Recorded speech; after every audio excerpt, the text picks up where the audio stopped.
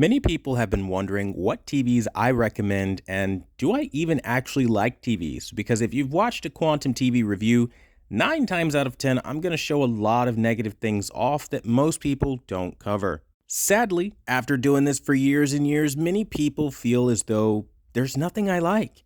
And so today I'm going to clear the air and tell you models that I like. I'm going to be listing them, so just smack a like on this video because I'm getting to the point right now. So I like TVs like the Sony A8G. I like TVs like the Vizio H1 OLED. I like TVs like the LG OLED B10. I like TVs like the Hisense H9G, Samsung KS8000, Samsung Q8FN, Sony X900E. I mean, there are tons of TVs that I can get behind, and it really honestly just depends on the type of usage. For example, the Vizio OLED would be solid for movies if you understand that you're going to have an external soundbar hooked up and you understand that it's a little buggy and glitchy. The HDR performance on that TV is exceptional. The Sony A8G is a little harder to find. You can find it on Best Buy, but honestly, it's one of the best TVs that you can buy, but they're a little harder to find. And they're not as great for gamers that are looking for the most responsive input lag out there with HDMI 2.1 features like VRR. So that's not going to be ideal for people looking for that. It's just depending on what you do, there's always a recommendation I would steer you down, or a recommendation avenue I would steer you down. And it's difficult because I understand that on the one hand, you're maybe coming from something older where anything would be an upgrade anyway, so why don't you just buy anything? But on the other hand, I'm somebody that compares TVs to their old predecessors, the prior efforts, and I see if they made actual strides and improved the picture quality. And 9 times out of 10, that answer is no. As time keeps going forward, we see these cost-cutting tactics, like with Sony right now with their road to zero. So many people are okay with it. Go read the comments on my last video. People are nodding up and down like, this is fine, I don't mind. But what people don't understand is companies like Sony do moves like, oh, I don't know, use reclaimed, recycled plastic that could have been anything. I personally find it disgusting, right? But they'll still charge you the same $3,000 they were already charging you. They're not going to lower the price just because they're saving money. Instead, they're going to pocket those huge gains. They pretend like it's for the economy, the environment, but the reality is it has nothing to do with that. Because like I said in my comments, in the comment section, if Sony really cared about the environment, don't you think they'd be using biodegradable packaging and materials? Because that's the first thing you're going to throw out, right? They wouldn't be doing it in the TV itself, using reclaimed plastics there, because the TV lasts for how many years? I mean, just look at the people upgrading now. TVs last a while. Nobody's just going to throw a TV they just bought away. So the concept of them trying to say that this is what they're trying to do when we know most landfills are filled with plastic bottles is kind of, again, a bit of a stunt. And my point with this long drawn out explanation is that companies always scale back to save money. And every year it's getting rampant and more worse. Enter now the social media influencer and affiliate marketer. Those two are the most toxic when it comes to reviews because every single person on YouTube that is either affiliate marketing or influence marketing are trying to make money. Now, they give a little disclaimer when they say, oh, and I want to thank so-and-so for sending me this unit, giving their little FTC disclaimer. But the reality is they're just legally telling you they're putting on an ad for you. And so you might think you're watching the majority of the reviews be positive about this product, but what they really just told you is majority of the reviews are advertising this product to you. And that's the sad thing because so many people don't actually do their research and understand like this is a business. Every single person that is literally affiliate marketing to you right now is selling you the TV. That's why they don't do what I do and compare it to TVs that are 3, 4, 5 years old and say, did you beat this 5-year-old TV? Because the reality is if the answer comes up no and they have to tell you don't buy this TV, they don't make any money. So of course that's the hustle. Now, look, I understand that you might want something now.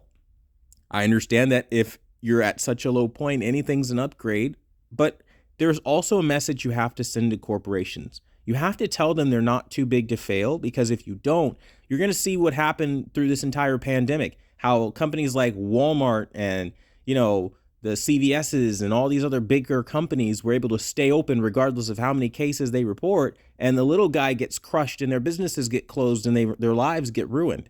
The reality is there's a rules for thee but not for me mentality amongst these elites, and you have to let them know that you're not just going to pocket all this extra money you got from lowering the build quality in these brand new TVs. You're not just going to pocket all this money from ripping out these features year after year and scaling back and charging the same exact price point, like Sony did with the Sony X900H.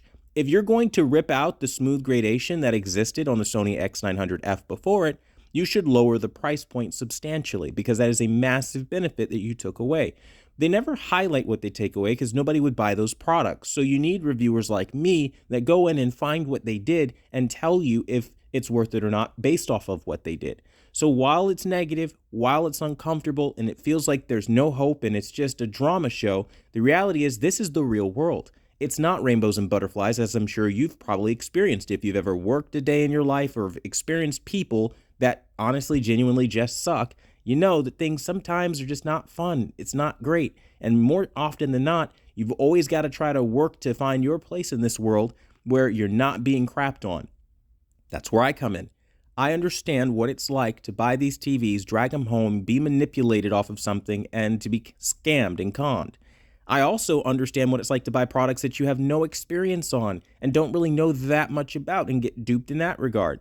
Now, I'll give you an example. I recently bought the Samsung Galaxy S20 FE, which is like their fans edition, because the S20 wasn't available and the only other model was like the S21. Okay, but I get the product and it's such a downgrade from my S9 for literally the same exact price that I'm mind blown. And I ask people about it in the comments, and people are like, this is the best bang for the buck.